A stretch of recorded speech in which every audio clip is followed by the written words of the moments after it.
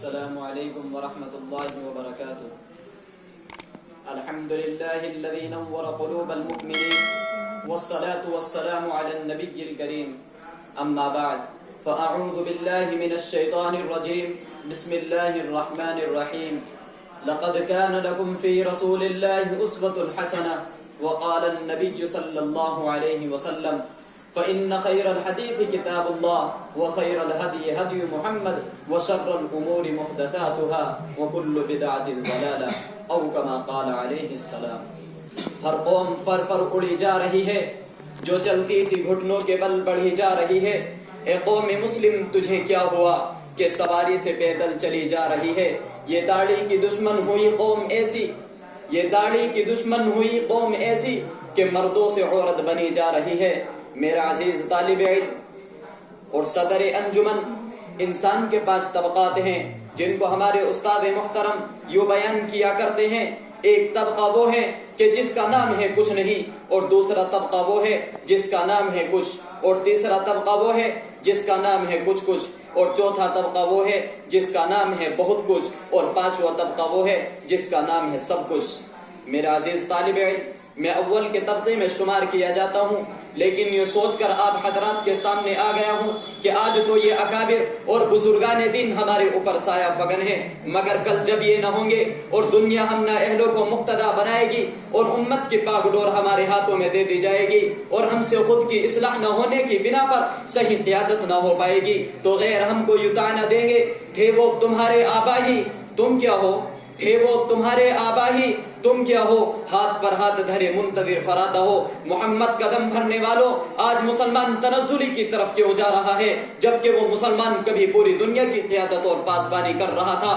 وہ مسلمان جو کل تک سمندروں اور ہواؤں کو اپنے تابع کیے ہوئے تھا، آج وہ ذلیل کیوں ہو رہا ہے؟ وہ مسلم قوم جس کی ایک آواز پر درندوں نے چند لمحوں میں جنگل کے جنگل خالی کر دیے تھے، آج ایک چوٹی بھی اس کا حکم ماننے کے لیے کیوں تیار نہیں؟ وہ مسلم قوم جن کی صورتوں کو دیکھ کر کروڑوں کفار نے اسلام قبول کیا تھا، آج ان کی صورتوں پر دہشت گردی کا الزام کیوں لگایا جا رہا ہے؟ وہ مسلمان جن کی امانت و دیانت کو دیکھ کر دشمن بھی اپنی جوان لڑکیوں کو سال کے لیے ان کے پاس چھوڑ دیا کرتے تھے، آج وہ غداری اور خیانت کے ساتھ کیوں متہم ہو رہے ہیں؟ وہ مسلم قوم جس کی شہادت و گواہی کو یہود و نصارہ معتبر مانتے تھے، آج وہ قوم غیر معتبر کیسے ہو گئی؟ وہ مسلم قوم جس کی سچائی اور عدل و انصاف کی غیر بھی مثال دیا کرتے تھے، آج وہ جھوٹ اور ناانصافی میں ضرب المثل کیسے ہو گئی؟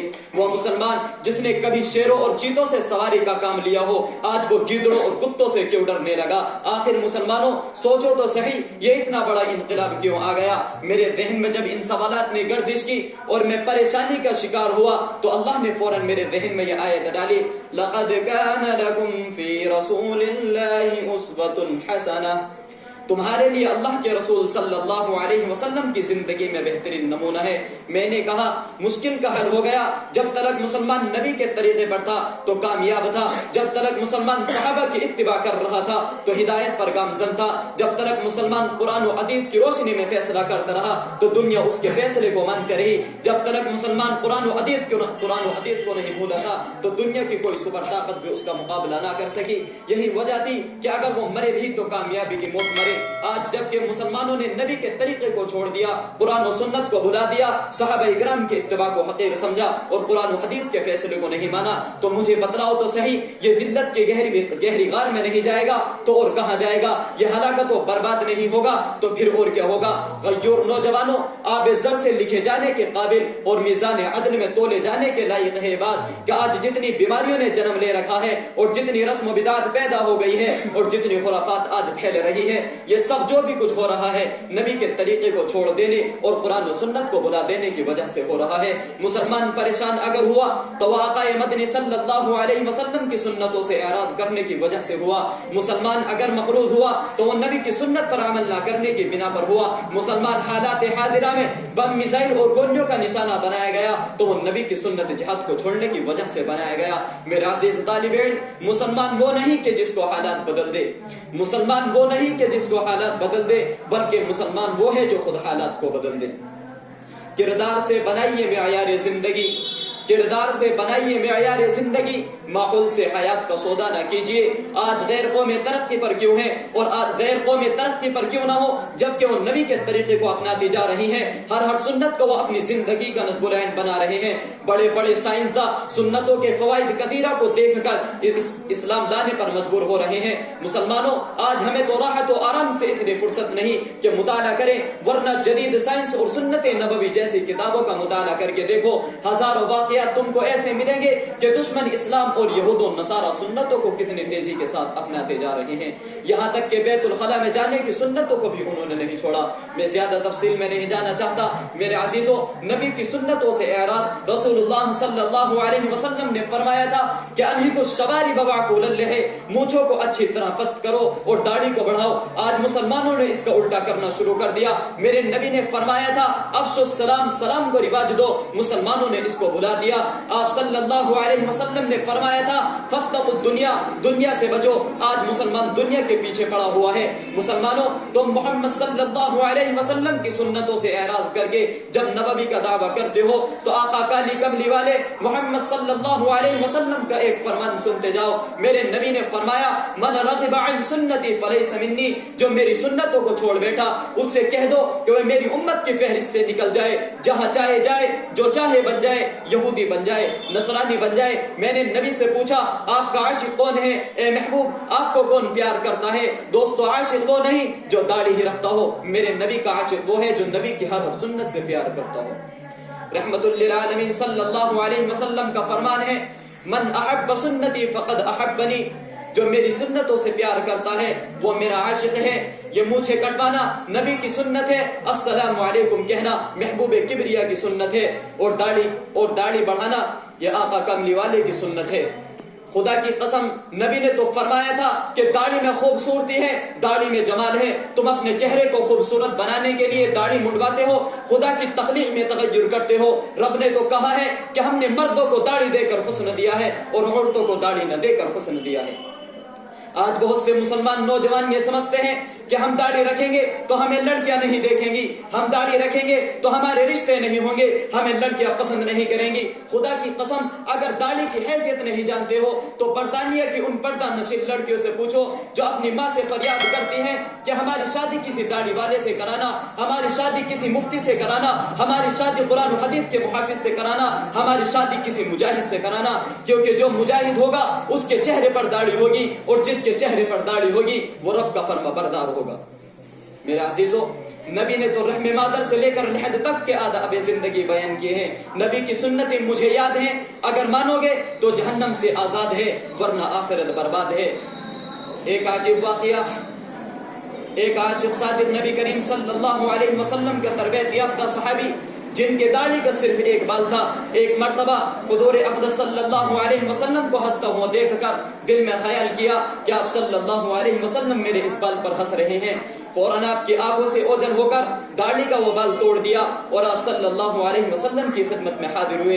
جب نبی کریم صلی اللہ علیہ وسلم نے دیکھا کہ داڑھی کا وہ بال نہیں ہے تو فوراً آپ کے چہرے انور کا رنگ متغیر ہو گیا.